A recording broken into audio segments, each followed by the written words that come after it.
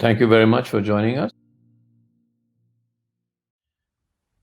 We seem to be carrying a baggage of identity a lot. And we keep defining our identity. And I ask many people, who are you? And you will have an identity. I am Shekhar Kapoor. That's just a name. It's just a thought. And then say, who are you? And then you say, I am a filmmaker. That's another identity. It's just a thought. So for every thought that you have, you are defining your identity. And so you carry the baggage of multi identity, too many identities, too much. And we are overwhelmed with it. It's like this huge burden we carry. And for some time now in this century and just before that, we've been carrying the identity of ownership. We carry the identity of who we are is defined by I have this large house, I have this nice car. But it's not just that you have this large house and that you have this nice car. That's kind of one way of identifying yourself. The other way of identifying yourself is I don't have this. I don't have a large car. It's an identity of comparison. My house is not as big as that. Otherwise, if nobody had a bigger house than you, then your house would be fine. You'd be very lucky to have a roof. But no, somebody else has a larger roof. So I identify myself with what I don't have. And that's where the negative idea of our identity seems to be affecting us most. Actually, if you look at the psychology of advertising and the psychology of marketing, unfortunately, that's what they have picked up about us as the nature that we have developed. And I'm saying that it's a nature we have developed. It is not unnatural behavior pattern. It's a behavior pattern that we have acquired over time. The issue lies with our education system, which the education system is constantly teaching us to be competitive. So, what does competitive mean? We say competitiveness means it drives you to do things, but competitiveness also means it makes you feel it takes away self worth from you because you're comparing to what others are doing. You don't know what they're thinking. You're just being defined by, I am achieving this, but somebody else has achieved more. That's what competitiveness then becomes. So the somebody else who's achieved more has driven you to a point of the lack of self-worth.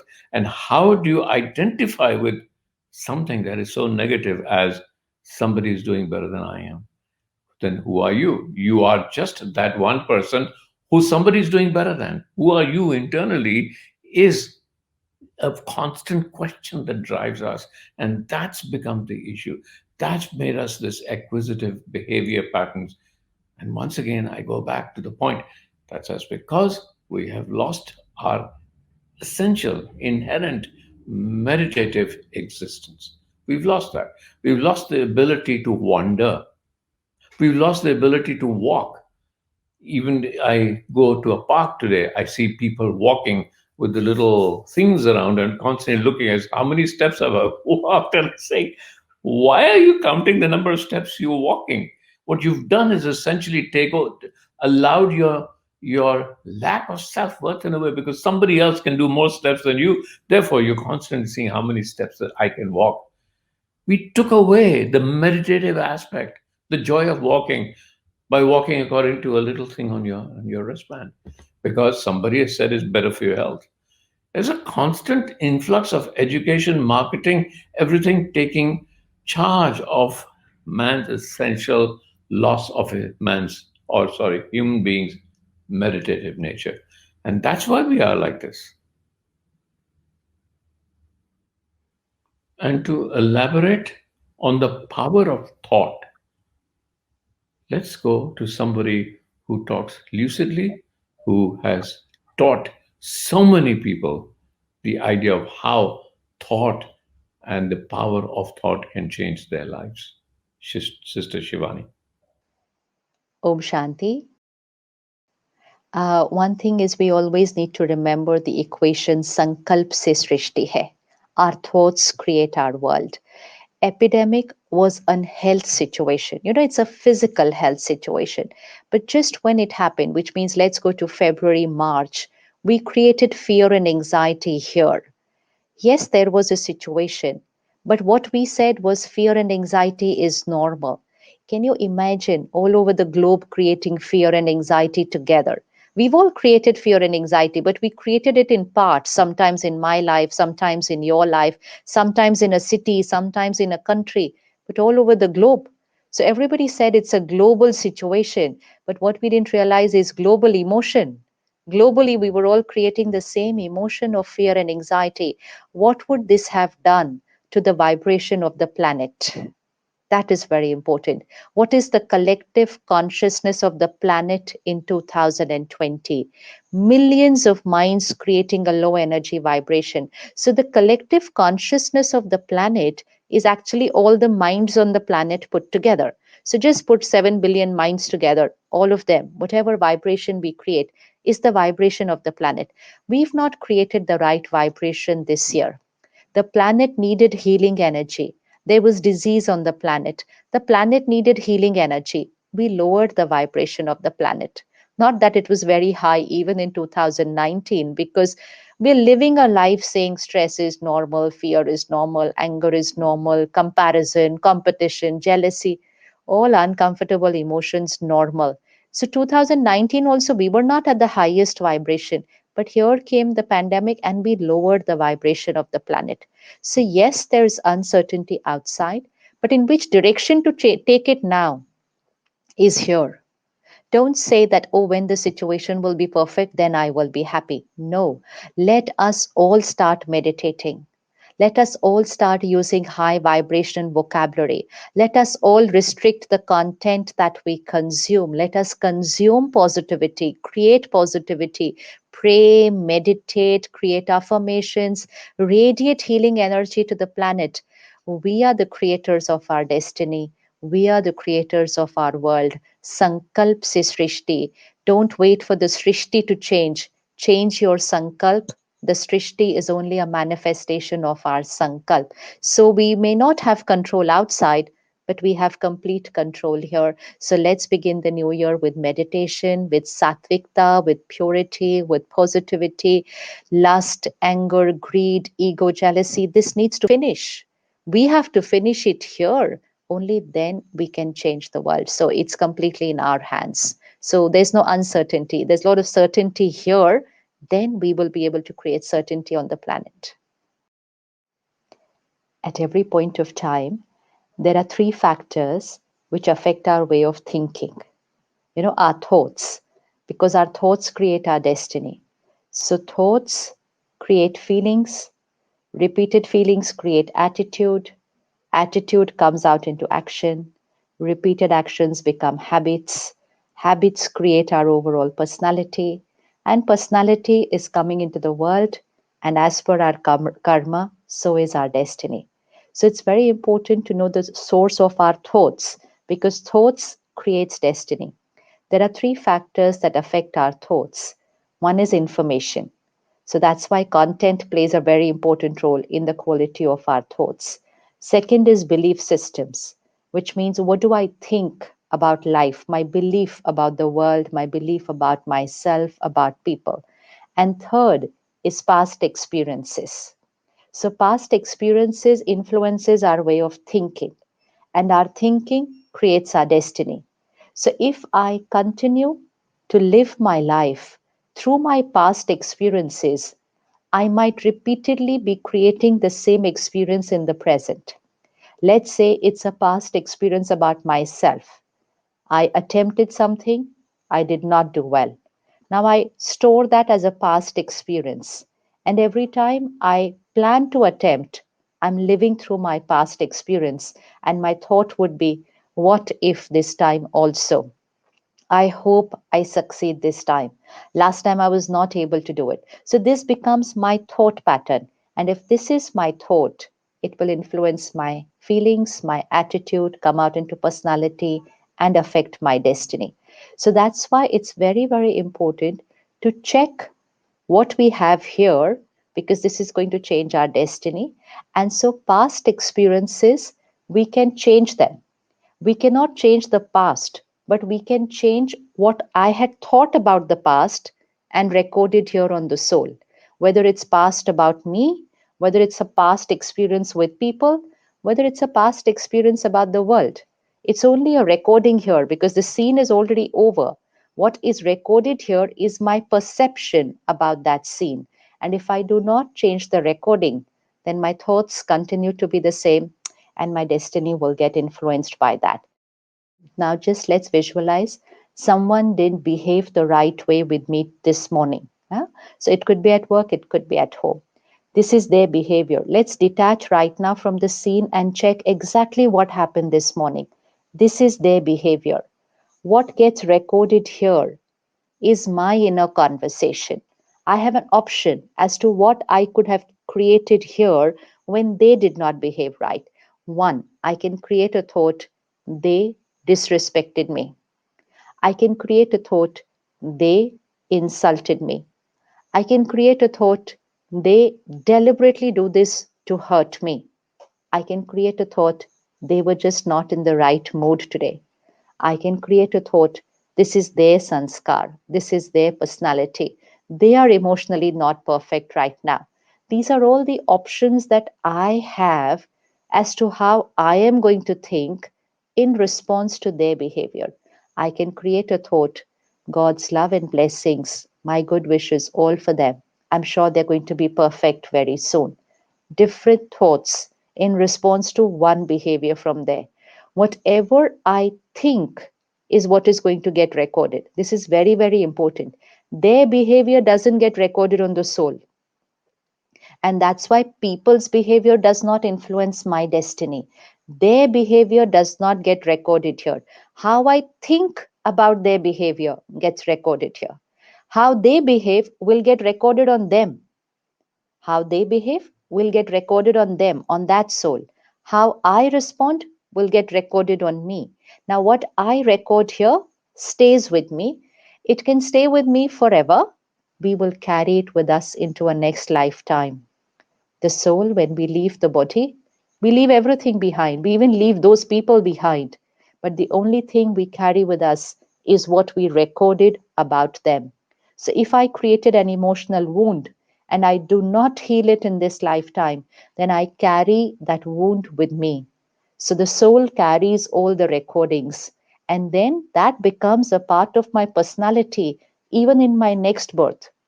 So if I recorded, they insulted me, they disrespected me, this becomes like a background music in my mind. Now, if somebody says something to me, again, my mind says, they also insulted me. And now I carry this wound into the next lifetime. And you will have a 2 year old, 3 year old child say, Mummy, do you know what? They insulted me. And the mummy is going to say, who teaches my kid all this? The kid already learnt it last time. They recorded that song on this CD here, and the song will start playing even when they're just 3 or 4 years old. So it's very, very, very, very important to change any uncomfortable recordings that are there on the soul. The other person might not change, what they're doing might not change, but what I record here is my choice, and that is what creates my destiny. Nobody else creates my destiny. My perception about them becomes my recording, and that is what creates my destiny. My heartfelt thanks to very dear Sister Shivani and dear brother Sekharji. A very happy and heartful New Year to you all. May it be a blessed one. Just now, you all heard Sister Shivani ji beautifully explaining the importance of removal of unwanted recordings and impressions. In common parlor in psychology, it is called cognates or behavioral seeds that lies buried in our subconsciousness. In Hindu approach, we call them as samskaras. They remain buried in our consciousness, surrounded around the soul, and which is carried on life after life. as seeds. And when the right environment is provided to those seeds, karmaphalas, they sprout. They manifest as bhoga. Logically, if we go through these bhogas one by one, we should be able to get rid of all these bhogas and samskaras, and we become free from all these seeds that give rise to a future. That means absence of all these samskaras should have led us to absolute liberation. But going through all this bhoga has not served its purpose. In fact, while going through this bhoga, it has created more and more seeds for future. Sister Shivani ji also emphasized the importance of power of our thoughts, not just ordinary thoughts, but thoughts made in such a way that they become sankalpa. We use the power of sankalpa, meaning thought, a fixed thought with a goal that yes, I would like to remove complexities and impurities that has built up over time in my system. Now, when we remove these complexities and when we remove the impurities, what becomes of it? When complexities are dissolving, we become simpler. When impurities are leaving, we become quite purer. Simply put, this entire process of removing complexities and impurities that we have accumulated years of time and that we continue to accumulate day after day, we call it cleaning. We discussed about it yesterday. Today we'll go in more depth and especially emphasizing on the aspects of how to. We do understand the importance of the baggage we carry, but how to get rid of this baggage of samskaras, the insults people have made to us, sarcasm, irritations, so-called joy, so-called romance of the past. It haunts you. How to get rid of it? We have something called memory. There are two aspects to this memory. One is cognitive memory, second is emotional memory. Cognitive memory has a function to play, that I need not forget certain things. It protects me as a human being. For example, an experience of a fire, experience of putting my fingers into electric socket. These memories will prevent me from doing wrong things again. It gives me life protection. But emotional memory that we carry, that becomes samskaras, that really becomes the burden. And in our cognitive mind, it remains buried. This cognitive and emotional memories, they go together. Haven't we seen time after time in our lives, we say, oh, I can forgive this person, but I can never forget. So forgiving is all about making sankalpa and let go of that baggage masterfully and be lighter to your heart. And this lightness that is reflected in your heart due to absence of these samskars will free us from these bondages we call liberation. There are few steps to the cleaning process. So in the beginning, it is best to practice them in the following sequence. Just as we sit in a comfortable posture during meditation, we sit the similar way, sit in the most comfortable position with the intention to remove all the impressions accumulated during the day. Close your eyes and relax. Imagine all the complexities and impurities are leaving your entire system. What do you imagine? Imagine that complexities and impurities are leaving my entire system. And in the background, I have this idea that as they're going, I'm becoming simpler and purer. Let them flow out from the back, imagining they're going from top of my head till the tailbone, the entire area covered. So we have made sankalpa of removal of these samskaras or complexities and impurities from the backside. Now we have to imagine how they are going away. Third step is to think how they are going away. We imagine that they are going away in the form of smoke or vapor. Remain alert during the entire process like a soldier on the border, without brooding over the thoughts and feelings that arise or the impressions that you want to get rid of. If you revisit those impressions or samskars or the insults that we talk about, it will only become deeper. More you think about it, more deeper it becomes. So try to remain simply a witness to your thoughts. Gently accelerate this process of removal of samskar, which is going out from the backside in the form of smoke. Accelerate this process. If your attention drifts here and there, gently bring your focus back to cleaning. That yes, I am seated here to complete this process of cleaning. As the impressions are leaving from your back, you will start to feel lighter. Continue this process for up to about 20 to 25 minutes. When you feel lighter inside within you, you can start the second part of this cleaning process, which is also very crucial. Because when you remove something, you are creating vacuum. How are you intending to fill this vacuum, which is arising as a result of removal of these complexities and impurities? So we make another sankalpa that currents or the flow of purity from the flow of purity from divine source is descending and entering my entire system from the front.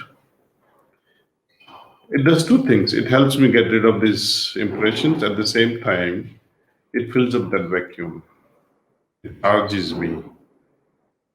And this divine charge that is established because of this current is so beautiful that you feel as if you have become pure temple of God. Now your system, your heart is ready for God to occupy. See, you become so pure inside. You have now returned to a balanced state. Every particle of your body then would emanate that lightness, purity, and simplicity. To finish this at the end of 20 25 minutes with a firm conviction, with a firm sankalp again, that the cleaning has been completed effectively. As I say, we usually do this process in the evening. Having come back from work, we reach home, freshen up, sit in a corner, and do this process. We can also do this particular cleaning process for a few minutes in case of emergencies. When we have, suppose, an argument with someone or you saw some movie and that has left you with some tremendous emotional impact, you can sit comfortably for a few minutes, maybe 2 minutes, maybe 3 minutes, and try to remove those impressions which are trying to settle on your mind. Before they reach and settle in your subconscious, remove from your conscious mind. This is what we call emergency cleaning. So besides this evening cleaning that generally removes day-to-day impressions we gather, likewise we can do emergency cleaning for a few minutes, 2 minutes, 3 minutes. Or there's another very special way of cleaning, which is done through heartfulness trainers, which is done once a week. I recommend that you hook on to or log into our app and take 1 or 2 sessions every week. Also, group satsang, plays out a great role in getting rid of the old impressions. The company we keep also influence these seeds. Whether some seeds remain buried and remain live, or some seeds remain inert and dies out over a period of time, it depends on the company we keep, satsangs we have with. During daytime, when you are trying to do this emergency cleaning for 2 to 3 minutes, you may not have private space to adopt this cleaning, so you can go ahead with your open eyes too. Try it and see what happens. Such processes of cleaning will lead us to positive changes to our responses to the situations. Our attitude will change. This process works in tandem with heartfulness meditation to help us deal with situations that may arise in life in the best possible way. Please do try this and judge for yourself. So this was about cleaning process. Now let's return to meditation. An introduction to this heartfulness practice usually takes 3 meditation sessions. When we complete these 3 meditation sessions with a trainer, especially, many things happen. One of them is that the heart becomes purer. Second, you become fit vessel to receive this pranahuti we talked about, yogic transmission. Third thing that happens is that you become enabled. You are enabled to use the sankalpa so that you can masterfully complete your evening cleaning process. Fourth,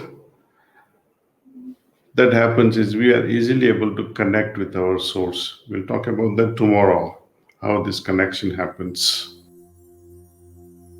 Now let's all get a collective experience of heartfulness meditation conducted by Daaji.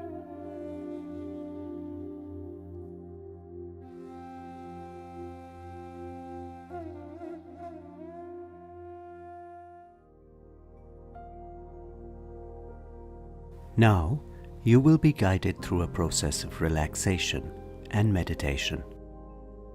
During the meditation, please be open to receiving pranahuti, which is a transmission from the source of all existence. This transmission can rejuvenate every cell in your body. Sit comfortably and close your eyes very slowly and very gently. Let's begin with the toes. Wiggle your toes.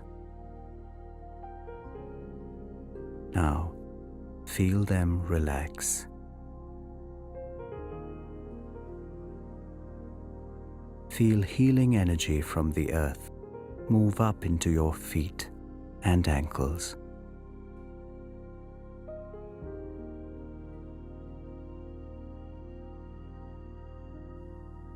Then up to your knees, relaxing your lower legs.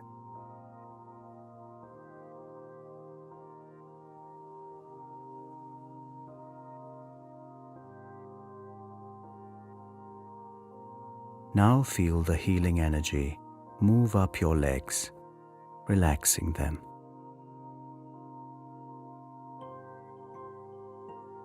Relax your thighs.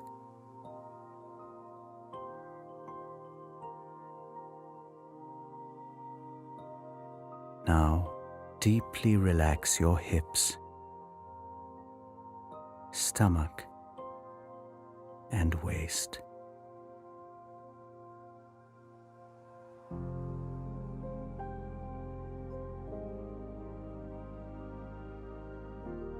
Relax your back.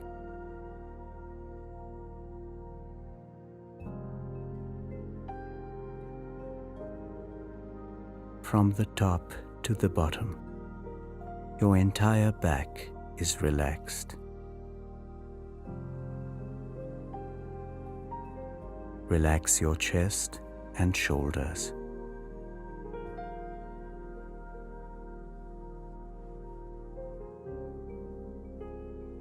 Feel your shoulders simply melting away.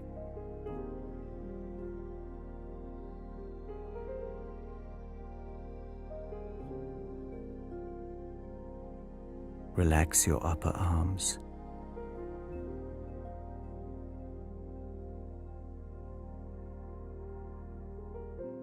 Relax each muscle in your forearms.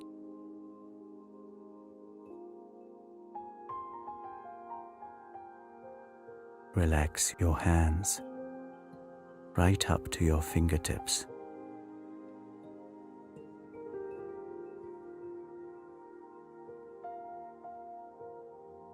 Now relax your neck muscles.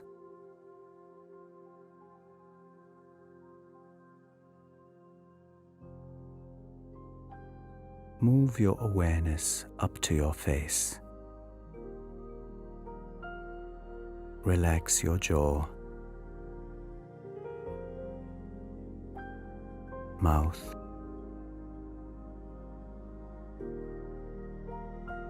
nose,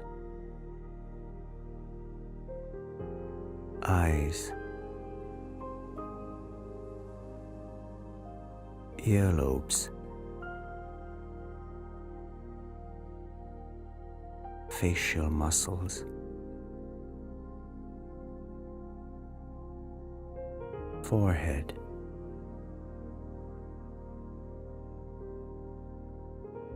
all the way to the top of your head.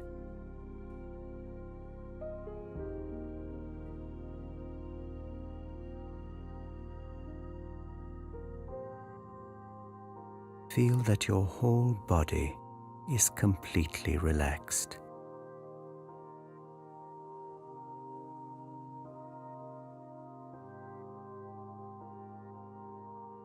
Scan your system from top to toe, and if there's any part of your body that is still tense, painful, or unwell, spend some more time immersing it in the healing energy of the earth.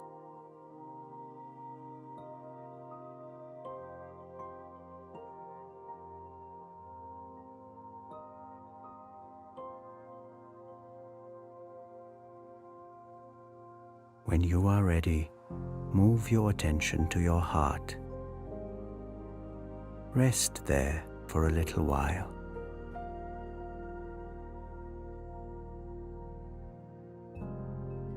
Feel immersed in the love and light in your heart.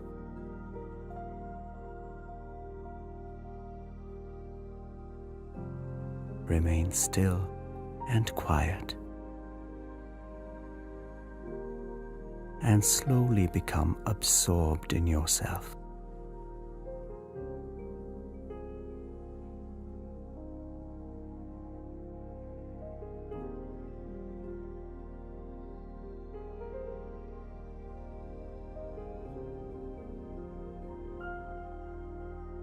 Now, suppose that the source of divine light is already present within your heart, and that it is attracting you from within.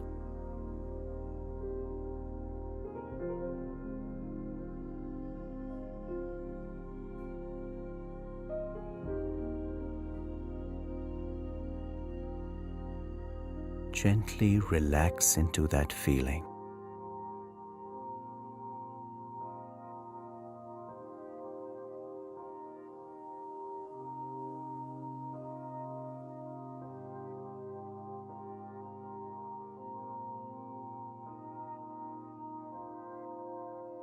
If you find your awareness drifting to various thoughts, do not fight them and do not entertain them.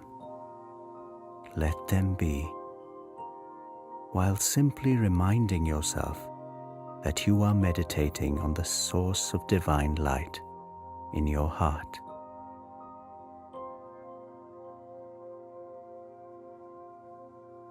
Allow yourself to become more and more absorbed within. Stay with this feeling for the next 20 minutes.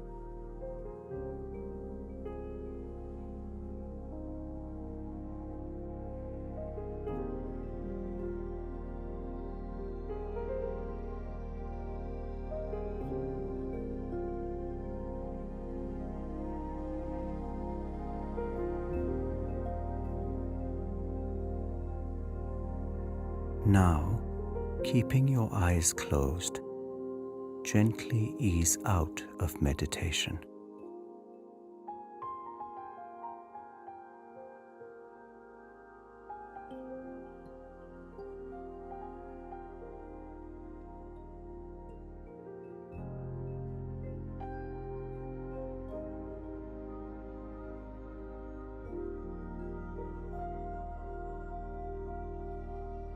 Observe and savor the condition that you have just experienced.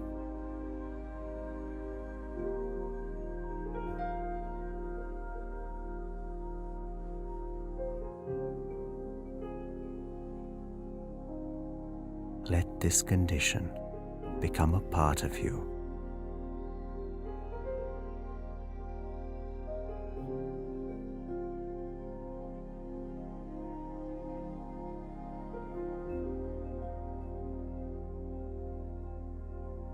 Slowly open your eyes, carrying the condition with you. Meditate in this way as often as you like. You can also slowly extend the period of meditation up to an hour. You will cherish this journey within.